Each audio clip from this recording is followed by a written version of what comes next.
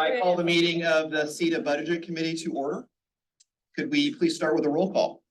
Mayor Van Gordon. Here. Commissioner Lovell. Here. Counselor Weber. Counselor Moe. Here. Counselor Robley. Here. Counselor Blackwell. Here. Counselor Doyle. Here. Counselor Pishneri. Here. Colby Phillips. Here. Jason Miller. Devin Marche Duncan. Here. Michael Roman. Here. Ruth Linos. Here. Arthur Ayer. Here. Paul Selby. Here. Chair, you have a quorum. Thank you. As we begin our meeting tonight, I would like to ask members of the audience who are joining us online to please keep yourselves on mute until you are called to provide public testimony. There is one time this evening designated for public testimony and will be listed as business from the audience on the agenda. If you are attending in person, please complete the request to speak card located at the entrance of the library meeting room and give them to the budget officer. If you are joining us online with a tablet, smartphone, or computer and wish to speak during that time, please use the raise hand option to be called upon to provide comment when the designated time is announced. The order of public testimony is as follows. Anyone who is in person at City Hall, anyone who has raised their virtual hand, anyone who has submitted email in advance, and anyone who has submitted written comment via mail in advance. We'll begin tonight with the election of the chairperson and vice chairperson. I would like to open up the floor for nominations of the position of chair.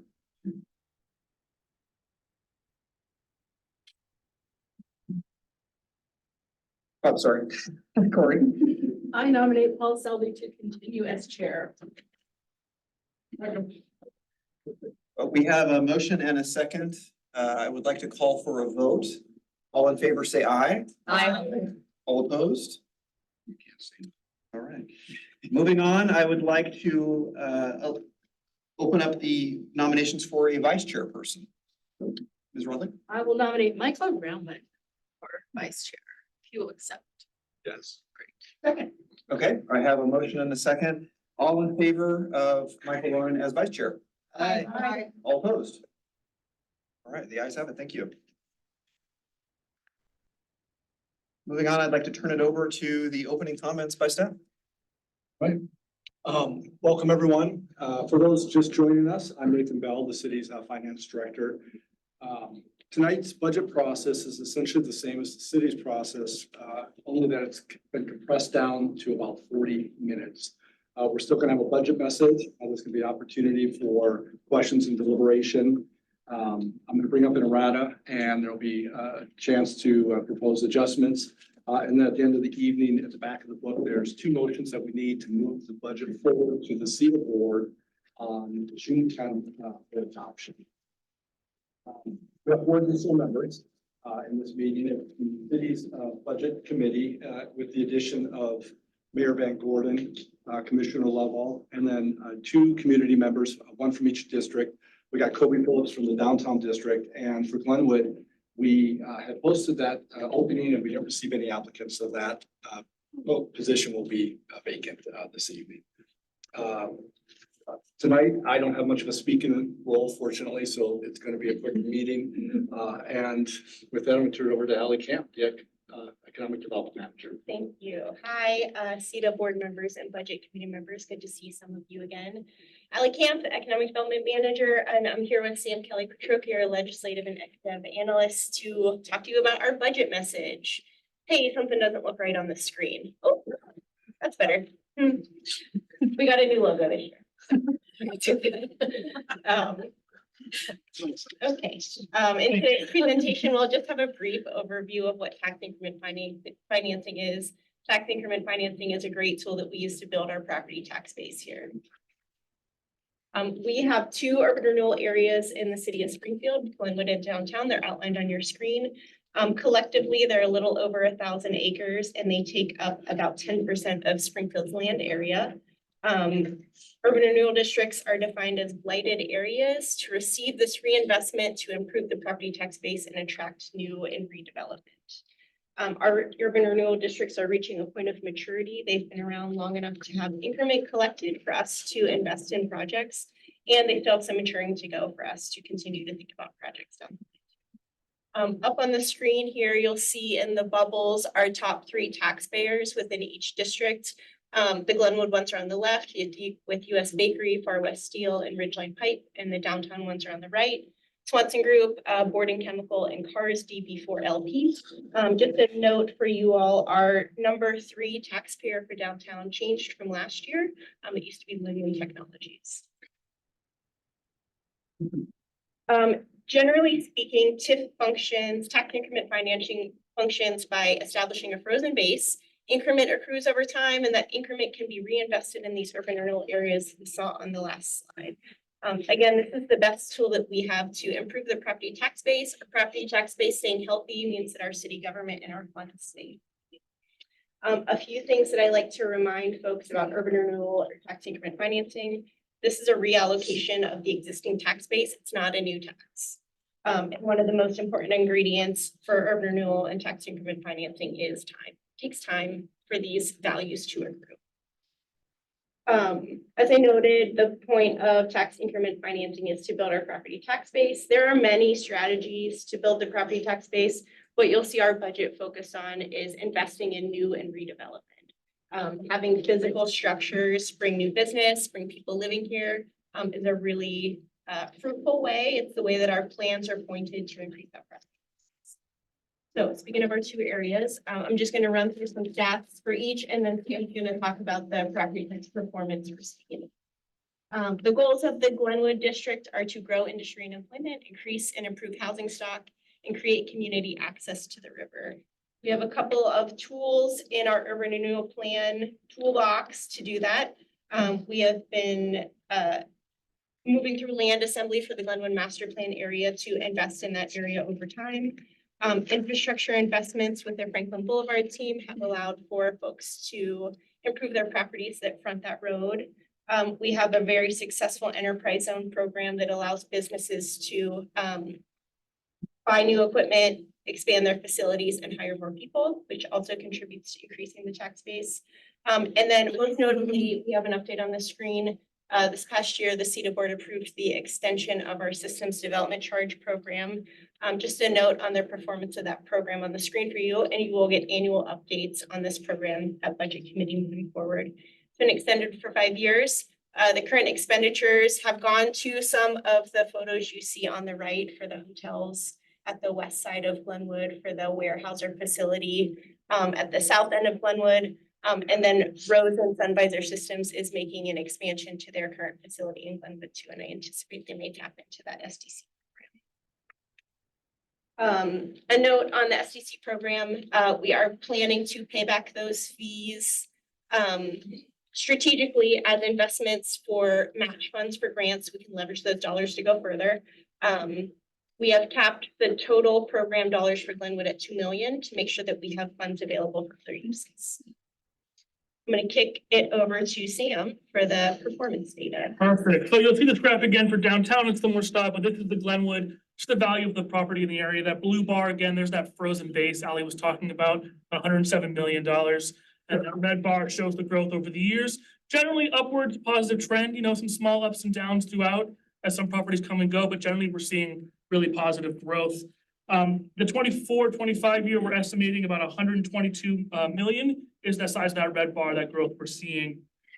You heard on Monday night from Nathan, average citywide growth in property about 3.3%. So maybe this is all just inflation. However, we can take a look and show 7.8% is what Glenwood is seeing in property growth over time. So more than just inflation, the work is happening, the work is working. If you will. The last bit to sort of point out the maximum indebtedness. This is sort of what these urban renewal zones can work towards. 32.8 million for Glenwood. We're about 16 million so far, just over halfway there with our spending and borrowing for Glenwood. Now just moving on to some notes about the downtown district. I went to page too early. The goals of the downtown district within the plan are for revitalization, to promote public and private improvements, to rehabilitate our building stock, to improve and expand housing options, and to make infrastructure improvements. A lot of the redevelopment tools we have to increase the tax base and achieve these goals are the same as Glenwood. Land acquisition, investments in infrastructure. We have an enterprise zone that also functions in the downtown area. And then our SDC program, which we have also extended for the downtown area for 5 years through December of 28.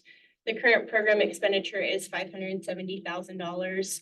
CETA moved to repay those fees this year, so you will see that budgeted for in the contractual services line item 611008. And the board also moved that we will pay these fees as we go, as they come in the door. Any SDC fees that we anticipate to be over $100,000, we will talk to the board about how that repayment happens.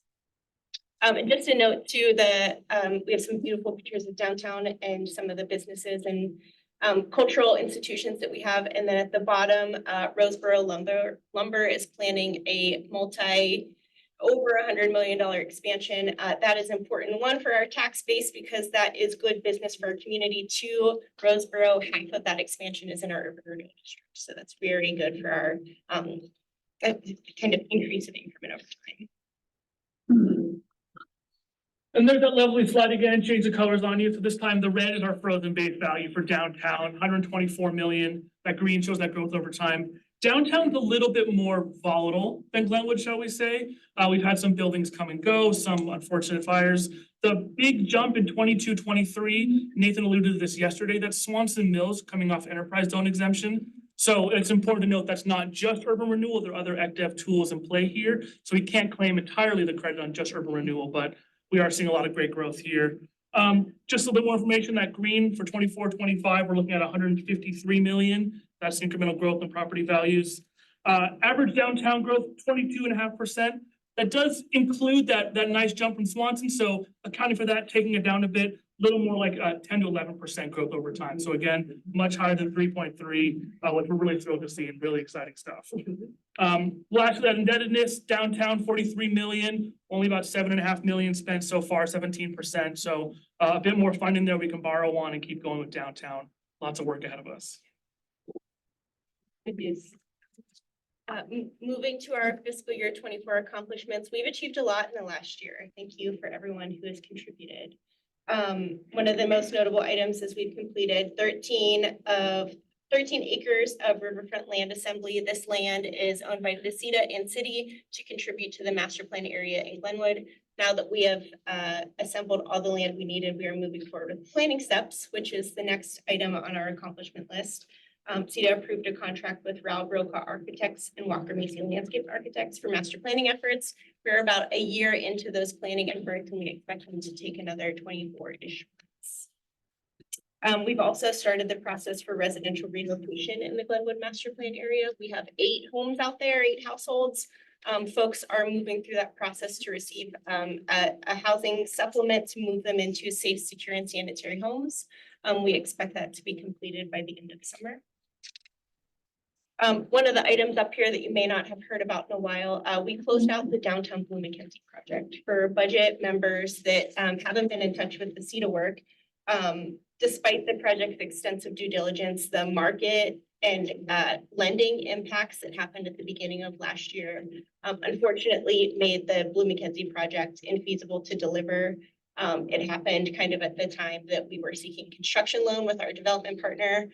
Lending rates got too high for the project to be able to pencil. Over the last year, we have been working to close out that project. What that means is providing loan forgiveness in exchange of the assets of the project, one of which is the property that project was meant to be developed. Finally, the last 2 items, we've increased CETA community information. We have a great minutes taker at all of our meetings for folks who want to stay engaged with the work. And we have updated our website over time, in addition to getting a new logo, which is awesome. And then, as Sam and I noted, the SDC tool has been extended for another 5 years for both the downtown and the Glenwood district. The tool is really helpful for folks, not only building new things, but doing tenant improvements any little bit to help folks get their business off the ground or get their expansion off the ground is valuable, as you see in the property tax performance too. Moving on to our fiscal year 25 initiatives, we plan to complete residential relocation in the Glenwood master plan area. Again, getting these 8 households into safe, secure, and sanitary homes will be completed in the next fiscal year. That will give us the ability to think about what happens with the land after those folks. That's the next one on our list, prepare for land management. 13 acres is not a small amount of land to take care of. We want to make sure it stays safe. We want to make sure that adjacent businesses don't experience any negative effects. So we do have some budget dollars in there to anticipate keeping those buildings secure or removing them as needed. For downtown, we hope to complete a downtown property strategy. Right now, CETA has interest in a couple of properties that we haven't yet acquired, but are moving through the steps of considering. And we also own a couple more. Developing a strategy will allow us to identify the properties that are most fruitful for CETA to invest in and nurse to grow the property tax base versus the ones that maybe the market can take care of on our own. So doing an audit of those, finding the ones that are most valuable for CETA to have a hand in. And then finally, develop some processes for the CETA board. People are interested in y'all's work, which is great. Some of the items that have come up in the last year that would benefit from a little bit of process are folks making requests of the CETA board for their own private projects, folks demonstrating interest in CETA-owned properties, how we fairly consider that, and then folks asking that CETA purchase a property from them. Just having a little bit of understanding and process for how the board would like to approach that, something that could be exciting for the next year. And then finally, we're getting to the end. Thanks everyone for our 3-year considerations. They're big ones. We will continue to think about the Glenwood Master Plan area concept and move towards project delivery. We are in the early stages of planning and we've got a lot ahead of us to get to the point where we have roads and sites and things for people to build upon to build that property tax base. So the next 3 years will be spent coordinating that work to make sure that we can tee it up successfully for that future vertical development. Downtown private property redevelopment support. So we have private property owners and potential development agencies that have expressed interest in building in our community, which is wonderful. Some of these projects anticipate using CETA funds and thinking about over the next 3 years how our budget dollars could contribute to having someone else increase the tax base for us would be great. Continuing to think about projects that serve the employment land along Franklin Boulevard. We have very few undeveloped properties in our community, a handful of them exist in Glenwood. Making sure that we are being thoughtful about our infrastructure investments, what happens around these properties. Vacant properties, when things are built on them, that is really great for the property tax base. And some of these properties are highly sought after riverfront industrial land. So keeping those in mind in the next 3 years to support them. And then finally, that downtown property strategy over the next 3 years, considering how to implement that over time. CETA owns, again, a handful of properties and we're looking at a couple more. So understanding the kind of how, the when, the where, and the what of moving some of these projects forward, or finding another way to disposition the properties. I just want to close out. This is one of my favorite pictures of downtown Springfield. You get a good look at downtown with all the streetlights up. You get a beautiful look into Glenwood. And I just think the bus station looks really awesome. So thank you. And thank you, Sam. Thank you. Now we're going to open up the time for public comments. Before we jump into public comment though, this might be an opportunity to ask questions. I thought deliberations came, I thought that happened during deliberations. We can wait till them as well. Okay. Do you mind staying up here? Nope. Okay. Let's ask questions then. So I have one. I just want to comment you for your outstanding animation work on the slide. that was it. Can you explain the logo? I mean, I understand the flame. I don't know what's in the middle and then a tree. I get that, but what's in the middle? Yeah, the middle is a kind of Is that rendering. building being developed? Or it's a rendering of the Springfield Museum. All of these pieces kind of contribute to the identity of Springfield. Not only does CETA focus on increasing the property tax value, we also focus on livability, creating a space, and that kind of speaks to that. The trees.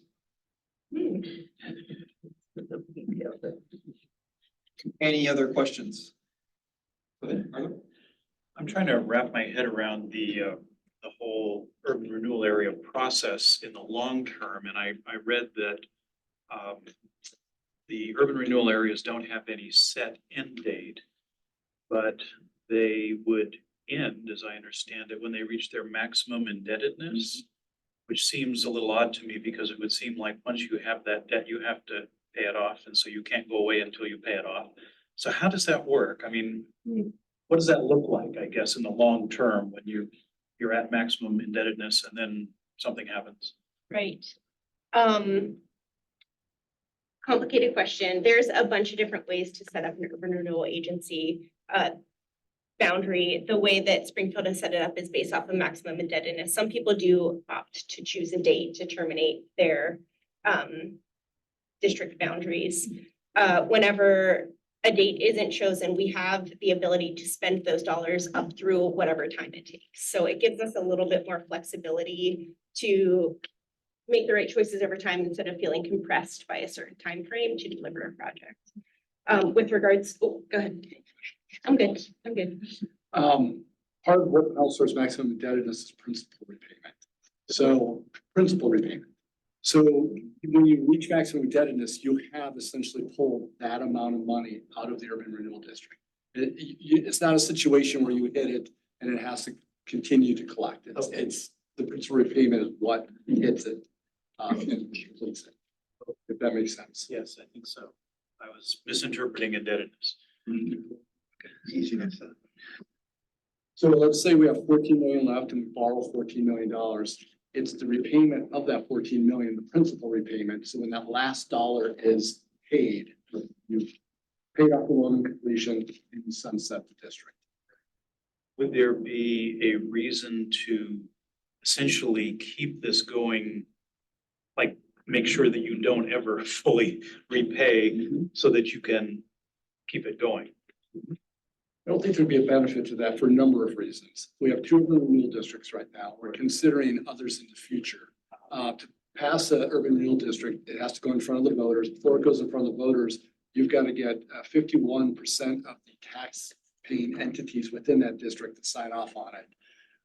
If we were to keep these open indefinitely, and to keep it open indefinitely, we would have to intentionally not accomplish anything, which defeats the purpose of having it in the first place. And it'll be the last district we ever get. I'd like to maybe talk for a modification, though. I think, that's more of an interesting question. I think it's a policy decision on the elected body, and in this case, it would be the CETA board. I certainly wouldn't propose keeping something open indefinitely. I mean, like Nathan said, however,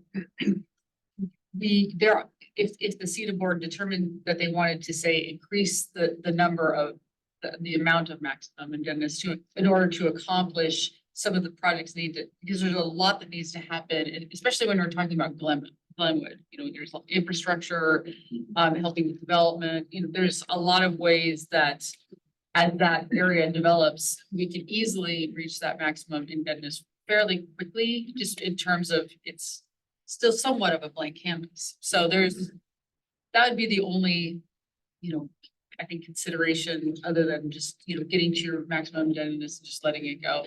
I've seen it happen both ways. And what's the process for changing to maximum indebtedness? You would also have to go to vote. We would have to go to For the voters? There are 3 types of plan amendments for urban renewal plans: a major, a minor, and a substantial. Maximum indebtedness increases falls into that substantial process. Thank you. Great question.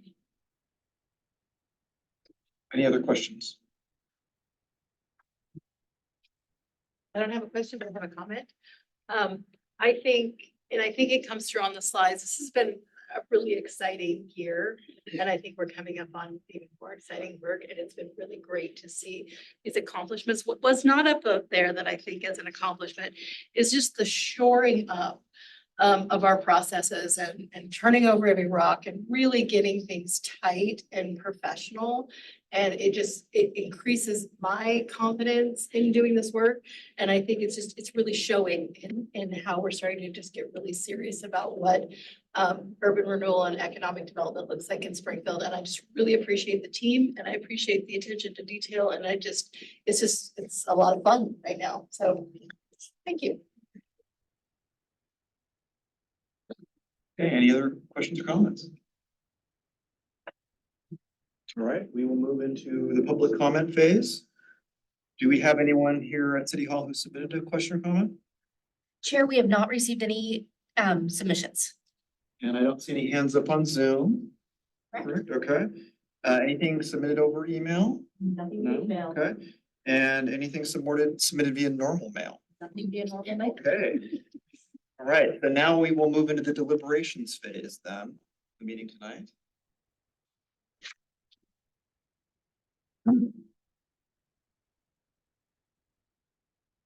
The one way we could kick this off is, I have a erratum worksheet, and it has a few items on it already, and I can bring that up and we can discuss those, and then we can look at, if there's no other questions, then we can deliberate. Budget. All right, so often when we bring this sheet up, it's not pre-populated. This year, there were a few items that came to our attention after we had put this budget together, prior to it being adopted, which will happen on June 10th. And Oregon budget law requires that if it's known, that we must include it prior to the adoption. And that's how we sometimes end up with some items on our erratum worksheet. These specific items, you're gonna be familiar with them. They're items that we've been discussing, and at the time of putting the budget together, they just weren't fully formed to where we were ready to put a dollar amount into our budget. But since then, they've both progressed to a level where we need to set some appropriations. Starting with the first one, this is for the potential purchase of the Buick site. This is 2 additional lots that butt up against the lot that we have as part of closing out the Blue McKinsey project. And so this one increases Fund 230 CMO capital project expense by 1.75 million. It increases the Fund 230 interfund loan revenue by 1.5 million, and it decreases Fund 230 reserves by 250,000. When we get to the city's budget, we'll see a counterpart to this. That interfund loan comes from Fund 420 in the city. It's the money we set aside as a revolving loan for both the urban renewal districts. The second item is setting an appropriation for paying interest on that loan. So increase Fund 230 interfund loan interest expense by 75,000, decrease Fund 230 reserves by 75,000. And then the final item is related to the potential purchase of the US Bank site on Main Street. This is also an item that's going to come to you in supplemental budget 4. Originally, we thought that the acquisition, if it happened, would happen in fiscal year 24. However, we're still negotiating terms. Time is kind of running out, and so it could push into fiscal year 25. And because of the size of the purchase, there's no other appropriation that we could use once the year starts off. And this first supplemental budget of the year won't happen until September of 24. So for the potential that could happen prior to you coming back in the fall, we should have an appropriation in place. If we do end up purchasing the property in fiscal year 24, supplemental budget 1 in fiscal year 25 will remove this budget authority. So this one is decreasing Fund 230 reserves by 1.3 million, increasing Fund 230 CMO capital project expense by 1.5 million, and decreasing Fund 230 CMO operating expense by 200,000. That was an appropriation in CMO's operating budget right now that's in here that we recognize that we did not need for that purpose. And so we moved it over to this purchase. So before we move into entertaining any other proposals for adjustments, if we could have a motion, we could have a conversation on these or have a motion to accept the items in this erratum worksheet. Here I am. Mr. Fisher? So that's based on the assumption that that bank purchase goes through. And this is a preparation for that. Right? Yes. Okay, so is there a needed off ramp for that? Should it not go through based on this? Off ramp, is this, if it doesn't happen, how does it affect this plan? We just remove it. It's through a supplemental budget. So, and we're gonna be putting the same budget in through supplemental budget 4 in fiscal year 24. If the purchase doesn't happen, we just don't spend the money. This is an appropriation as specific to this acquisition alone. It's not like we would take that appropriation and use it for something else. Can I just make a clarification? So this is, as Nation described, this is a potential. We don't know. This does not at all indicate that this is a done deal by any means. This will still be going before our elected body. I think this is a CETA project, so we come to the CETA board. And in Oregon budgeting, if you know it, you got to show it, right? So it's a potential. So we have it here. If that doesn't come to fruition, if the CETA board says no, it's a simple removal as part of the supplemental budget. Back if it didn't work out.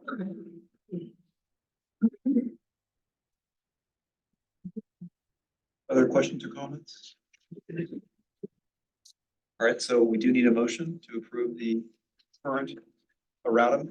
To accept that into the RAD, there is the potential to add other items. And then what we'll do is when we get to the motion to adopt the budget, we'll say, the motion essentially says, adopt the budget as put forward by the city manager for X number of dollars with the adjustments as described in the erratum, and we'll have to read through each of these adjustments at that point, so they're read into record. And Councilor Pucciari's done this before, so he's a pro at it. Never. No pressure. No pressure. Right. Okay, make this motion just as a motion. Right now, it's just a motion, because I want to just, that once we get something on the errata, it's gonna go all the way to the end. Because you're gonna propose potential adjustments and they may not make it there. So we don't want to have any confusion between what you propose later and what was previously. These are adjustments that would have been in the budget if we had known them at the time we put the budget together. Okay, I'll make that motion and you fix it if I do it wrong. I move that we adopt the FY25 CETA budget erratum worksheet as it stands. I think there was a second from Commissioner Lavelle.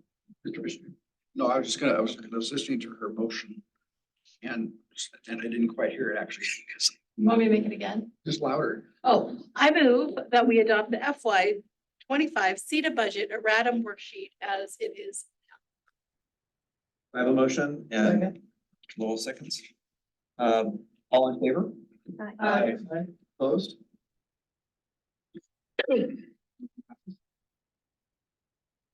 Now, So we have another erratum, yes, yes, to add to the spreadsheet. I'm not seeing any hands, so I'm standing by for a motion to approve the budget. I'd like to make a motion to approve the budget as proposed by the city manager in the amount of $7,519,905 with no changes. With that change. Oh, when you bring up that errata, we can. Do we have to say those items one after the other? Oh, way to jump into it, Joe. Read them all. Yeah. You get to read all those. Yes. With the following changes. Approve the budget as proposed by the city manager in the amount of $7,519,905 with the following changes. To A, increase fund 230 CMO capital projects expenses by 1.75 million.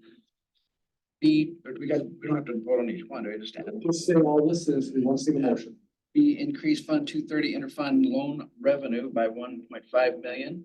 To decrease fund 230 reserves by amount of 250,000. To increase fund 230 interfund loan interest expenses by 75,000. To decrease fund 230 reserves by 75,000. And again, to decrease fund 230 reserves by 1.3 million under itemized by F. G, increase fund 230 CMO capital projects expenses by 1.5 million, and H, decrease fund 230 CMO operating expenses by 200,000. Second. All right, I have a motion and a second. All in favor, say aye. Aye. Opposed? Motion passes. Thank you. I'm sorry. Go ahead, brother. All right, I would like to make a motion to recommend that the Springfield Urban Renewal Agency Board of Directors request that the county assessor provide the maximum amount of revenue for the urban renewal plan areas that may be raised by dividing the taxes under section 1C, Article 9 of the Oregon Constitution and ORS Chapter 457. I I have a motion and a second. All in favor, say aye. Opposed? Motion passes. Thank you very much. I believe that concludes our business this evening. We are adjourned. For this meeting.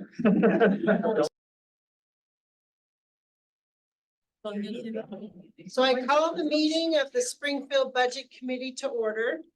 Could we have the roll call, please? Counselor Weber. Counselor Mo. Here. Counselor Rodley. Here. Counselor Blackwell. Here. Counselor Doyle. Counselor Pictionary. Jason Miller. Devin Marche Duncan. Here. Michael Roman. Here. Ruth Linos. Here. Arthur Ayer. Here. Paul Selby. Here. Chair, we have a quorum. Thank you. As we begin our meeting tonight, I'd like to ask members of the audience who are joining us online to please keep themselves on mute until you are called to provide public testimony. This is one time this evening designated for public testimony and will be listed as business from the audience on the agenda. If you're attending in person, please complete the request to speak card located at the entrance of the library meeting room and give them to the budget officer. If you're joining online with a tablet, smartphone, or computer and wish to speak during that time, please use the raised hand option to be called upon to provide comment when the designated time is announced. The order of public testimony is as follows. Anyone who is in person at City Hall. Second, anyone who has raised their virtual hand. Third, anyone who has submitted email in advance. And last, anyone who has submitted written comment via mail in advance. So we have opportunity. Is there anyone who's submitted? There is nobody in the audience. There are no hands raised. No email has been received and no postal mail has been received. Okay, so we'll move on to the public hearing with our state shared revenue. My staff. Jessica.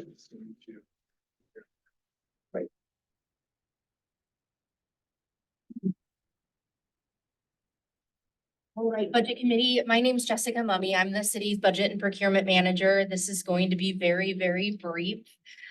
We're required by Oregon local budget law to hold a public hearing regarding the city's use of state shared revenue funds. So I just wanted to bring that to your attention. We're required this evening to conduct a public hearing on that item. And then just to give a little background of the prior year's actuals and amended budget and this year's proposed budget on state shared revenue, we've created this chart. I'll just highlight really quickly a couple items. There's 4 different accounts that go into the general fund that are non-dedicated. So they're general use or unrestricted. Those are the liquor, cigarette, liquor number 2 and marijuana apportionments.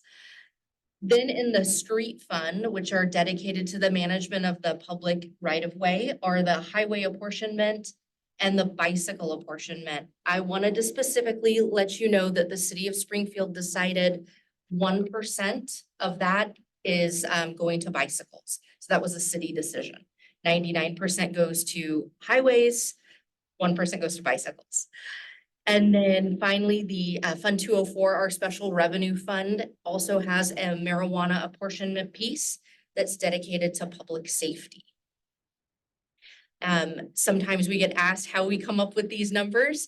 The city of Springfield uses 2 methods. One, we look at the League of Oregon Cities, who annually puts out an estimate of what each city should be receiving. So we take that into consideration. And then we also just use trending, looking at what our actuals were and trying to give a best guess for the year forward.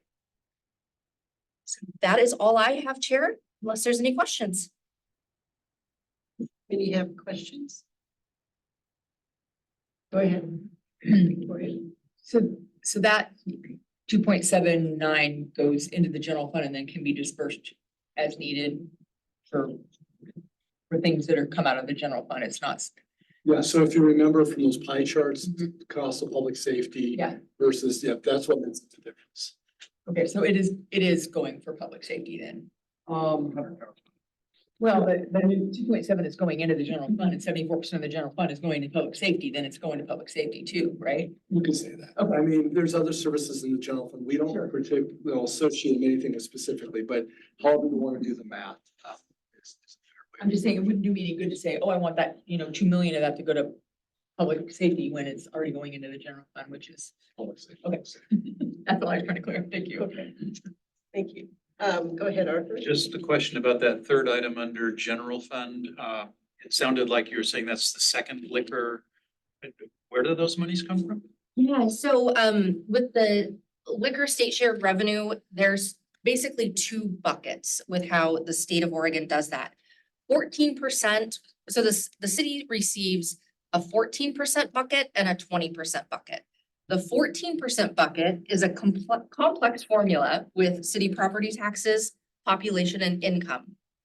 And then the 20% bucket is based on per capita disbursements. Both of them originate from liquor sales revenues.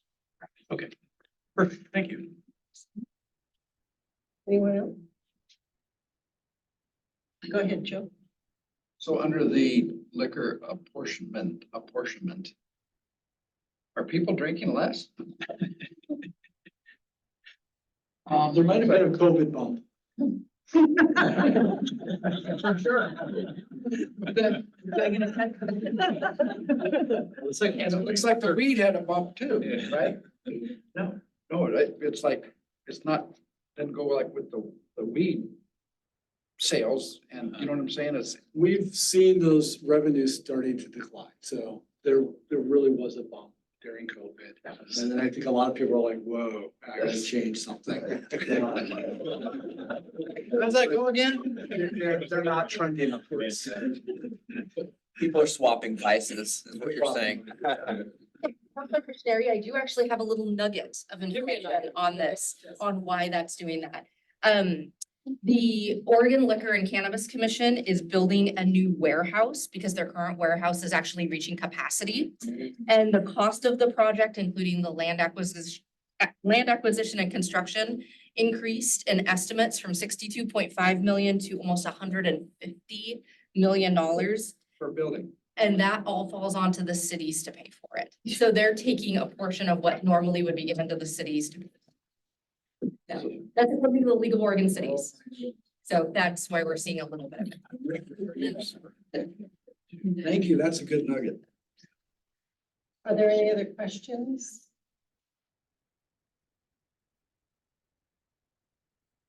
So we need to have a public hearing.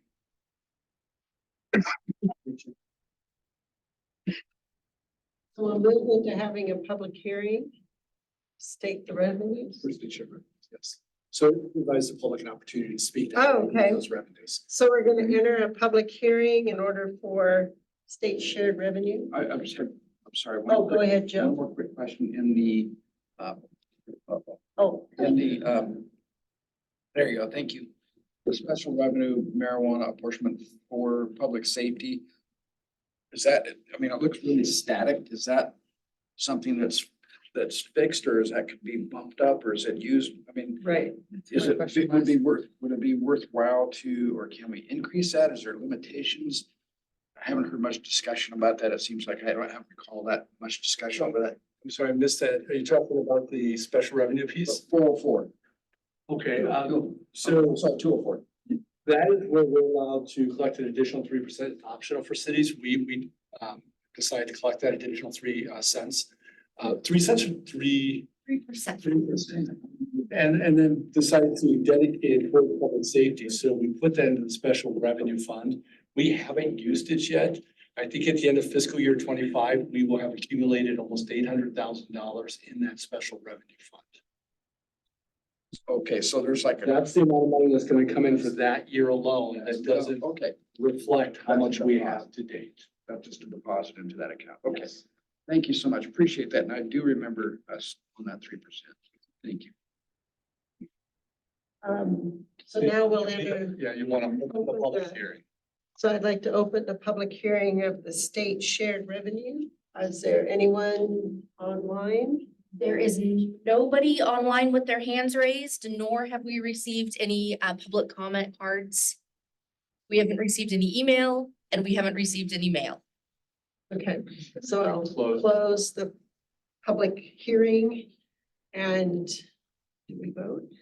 No. Okay, so we officially close the hearing.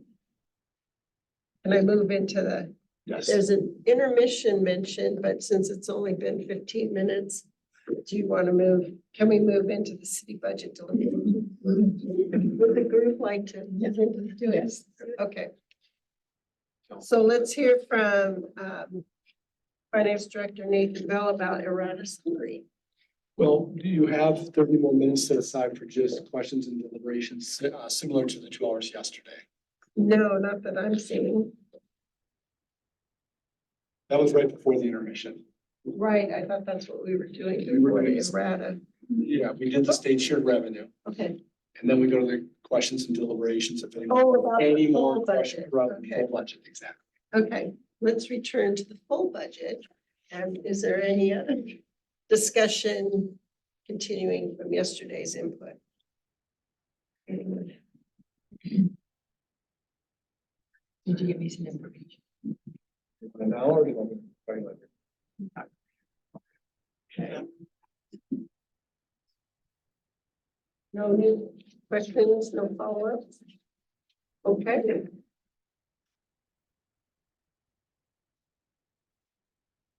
So now we move into the city budget deliberation. Yes, so we'll bring up an errata again for Springfield. This has a few more items. I've already let Joe know, so he won't be surprised. Again, I already talked about this process. These are items that came to our attention after we put the budget together, but we're aware of them before the budget will be adopted, so we need to include them. These are items that we would have included in the budget if we had known about them at the time that we put the budget together. And there is a few items in there that are even just housekeeping items. So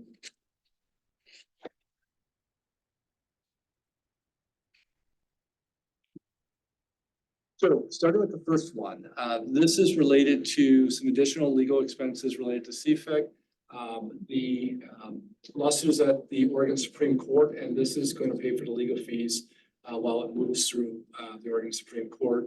Of that $60,000, only 15% of it is actually coming from the city of Springfield.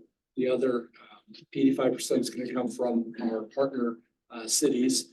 So that shows up as a revenue. So it's going to increase general fund, city attorney's office operating expense by 60,000, increase general fund revenue by 51,000, and decrease general fund reserves by 9,000. The second item is for some outside legal help while one of our attorneys is on leave. So for this one, we're going to increase the general fund, city attorney's office operating expense by 75,000, decrease general fund reserves by 75,000. The third one is related to the service contract for a software solution for our code enforcement that we'll be implementing in fiscal 2024. This will be the fiscal year 25 service contract fee. So we're increasing Fund 204 community development operating expense by 47,000, decreasing Fund 204 technology fee reserves by 47,000. Item number 4 is for our phone and radio recorder system replacement. The current system is at the end of its useful life. We're switching over to a new system. This is the delta for, there's already some dollars in the budget for the existing system. This is the delta for fiscal year 25 for that implementation. We'll be able to absorb the ongoing cost just through the regular budget for this system, for the pre-existing system. So increase the general fund police operating expense by 50,000, decrease general fund reserves by 50,000. The fifth item, this is just a true up. We hired a third facilities person, and we're paying for that through our building preservation dollars in Fund 420. It was already budgeted, but the budget wasn't matching the actual cost of the individual. So just chewing this up, increase Fund 420 interfund transfer expense by 3,000, decrease Fund 420 reserves by 3,000, increase general fund reserves by 7,000, increase general fund interfund transfer revenue by 7,000. The sixth item is again another just true up of transfers in, transfers out. When we do an interfund transfer out, there should be corresponding equal interfund transfer in somewhere else. Sometimes those don't always get matched up correctly. So decrease Fund 433 interfund transfer revenue by 150,000. Decrease Fund 433 equipment replacement reserves by 150,000. Decrease Fund 434 interfund transfer revenue by 150,000. Decrease Fund 434 street capital reserves by 150,000. Increase Fund 419 interfund transfer revenue by 41,000. Decrease Fund 419 interest revenue by 41,000. Increase general fund interfund transfer revenue by 42,448, and increase general fund reserves by 42,448. And the last one is, this is the corresponding item to one we just did for the CETA budget. This is for the purchase of the US Bank site on Main Street. As I mentioned before, that is being paid for through the revolving loan that we have set up. That revolving loan comes out of Fund 420. So increase Fund 420 interfund loan transfer expense by 1.5 million. Increase Fund 420 interest revenue by 75,000.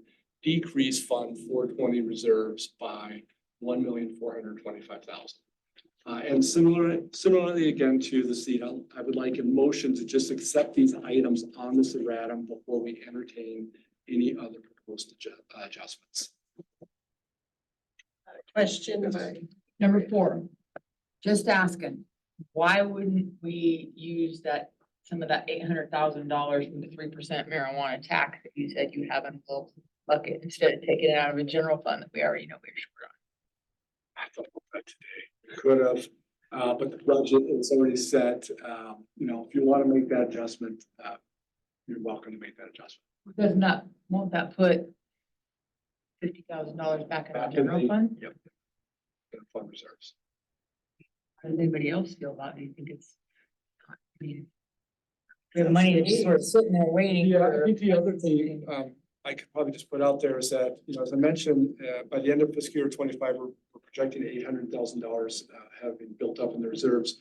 You haven't had a larger conversation as a council in terms of what you actually want to do with those dollars. So I guess I'll just. So how about if maybe you bring it back to us when you do the addendum or something in September? Maybe consider it then, do this in September. Or you, I think I like. Go ahead. Yeah, The supplemental budget I just got. Yeah, no, I appreciate what you're saying and I concur, and I think maybe a great opportunity is we come back as a supplemental budget. make that supplemental, adjustment. yeah. Yes. And we We can do do it that at any time, but just, it's a good idea. I support that. So we can take care of business tonight, then recapture it. right. It's easier to catch when you're doing one right after the other versus the 700 things you're having to do. Yeah. So, Yeah. Yeah. makes sense. Oh, I'm not just a member for you. So I think we're entertaining a motion to, I do have a question. oh, go ahead, Arthur. Did you happen to tally up the impact on the ending balance for general fund? Or is there any impact on general? Oh, we did, there is. So we'd have to do it again. I apologize for not having that number. So as you remember, we were to the positive $821, I think. So we've got, let's see, $9,000, 50,000, 75, so we're 84, 144. Increase though, we gotta subtract, we're down to 137.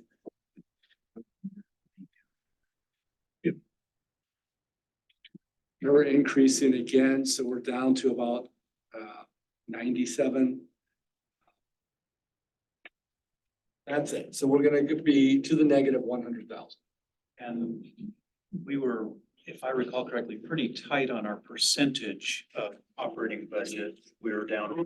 26%, our floor is 20%. Oh, okay, so we're not that close to the 20% floor, okay. All right. Right on. Any other questions? Perfect. Okay, entertain a motion. Go ahead, Corey. I move that we accept the FY25 city budget errata worksheet. Victoria seconds. All in favor, say aye. Aye. Opposed, no.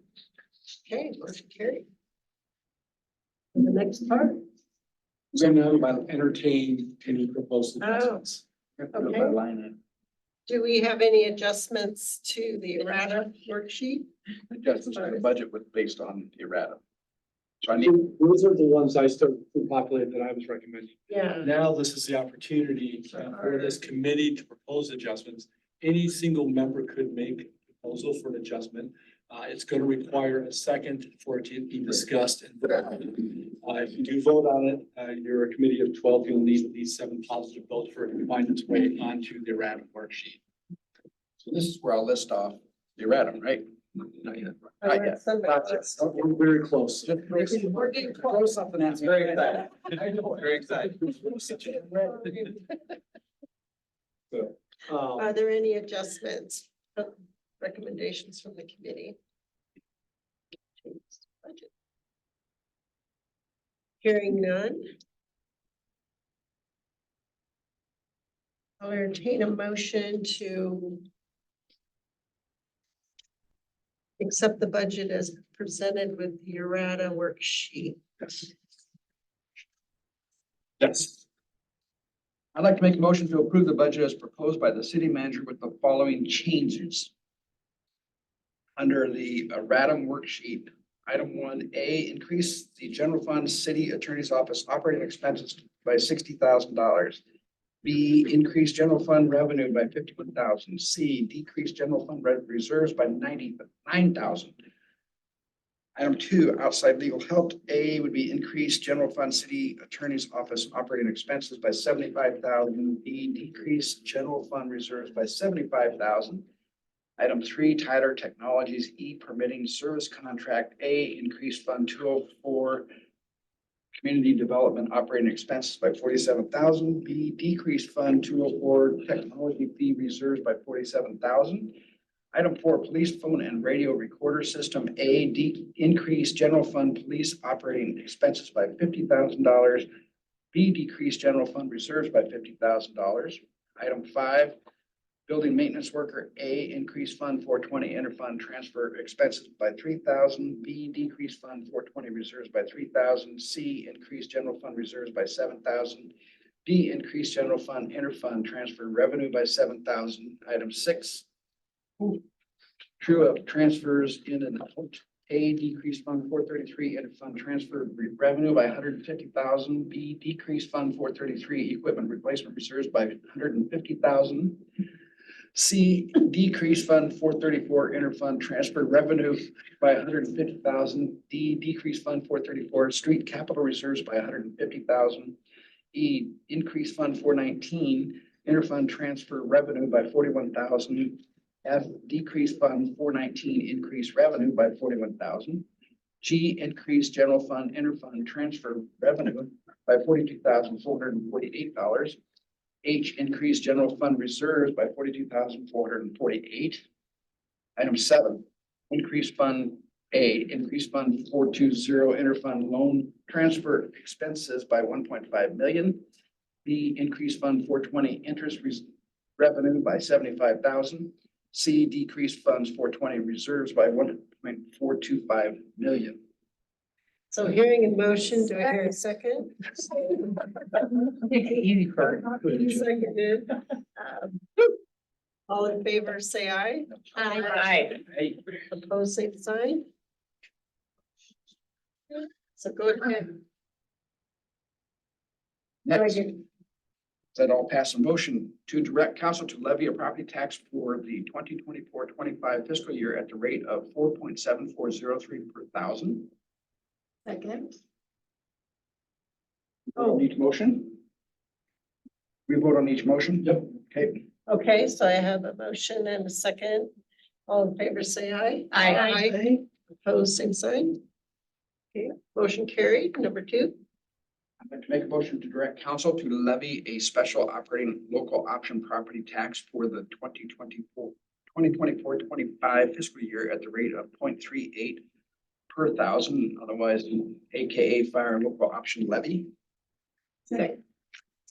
And I'll give Victoria a second. All in favor, say aye. Aye. Opposed, same sign. Okay, I'd like to make another motion. I'd like to make another motion to direct council to levy a special operating local option property tax for the 2024-25 fiscal year at the rate of $1.40 per thousand, otherwise known as a police and court local option levy. second by Corey. All in favor, say aye. Aye. Opposed, same sign. Okay, motion carried. Another motion to levy an additional $7,120,419 for the retirement of the city's bonded indebtedness. Second by Corey. All in favor, say aye. Aye. Opposed, say no. Motion carried. Okay, Before you adjourn, I just wanted to quickly say, thank you to all the staff for all of the hard work in putting this budget together. yes. I specifically want to call out Jessica Mummy, our budget procurement manager, and Eugene Lynn, our budget analyst. They are both rock stars. They did the heavy lifting on this. I want to thank all of you for giving up 3 beautiful evenings for this important process. Thank you. And I'm just gonna get, I think the last part, if that's what raise your hand. No, I haven't. I have questions, but go ahead. You are in your last year, your term expires on December 31st. You served 2 consecutive terms, so you'll have to sit out 1 year before you can reapply. But I really hope to see you reapply in the future. How does that affect my CETA? Do I still come to, if I'm the chair? So the chairs only last 1 year, so Okay. chair position essentially is just real time and then it's. Okay. So I wanted to just also agree with, I think this time was the smoothest yet, and if I understand correctly, because of the ice storm, we would have been doing this in April. And you wouldn't have stolen a beautiful night from us. So, I'm pretty sure. Yeah, no, that's right. My recommendation would be to continue with this if no one else gives you any feedback, and I know that I'm not coming back, so it doesn't affect me. However, I think the 3 nights in a row worked really well. Yes. In addition, I mean, I think Nancy mentioned all of the accommodations and changes that we've made since COVID, Zoom, all that stuff. I think it's really smooth and it works really, really well, so. I second that. I agree. And you did make our job easier, the packet and having information in advance, the videos and making it real smooth. And for all the new members, being on this committee, you have access to me year round. If you have questions, reach out. I'd love to talk with you. Thank you. And for spreading the kudos around. I also think that this went a lot smoother, so I appreciate that. And I also, and I shared this with the mayor, when I was watching the videos, I was very moved, and I've been on the budget committee before I came on council, so it's been several years. And I think that I just really appreciate the efficiencies. We've made some big changes and, our city manager has reorganized and you can just sense the hopefulness and the growth mindset in those videos, which was different than in any of the years that I've been a part of it. And just add on to how smooth this went and how, we're looking at, some of our fellow municipalities are looking at these huge deficits and our budget is tight and we understand it. And I just think that y'all are doing such a really great job and I just appreciate it. And I'm proud to be a part. Yeah, thank you. Second that. Any other comments? I have to entertain a motion to adjourn. Do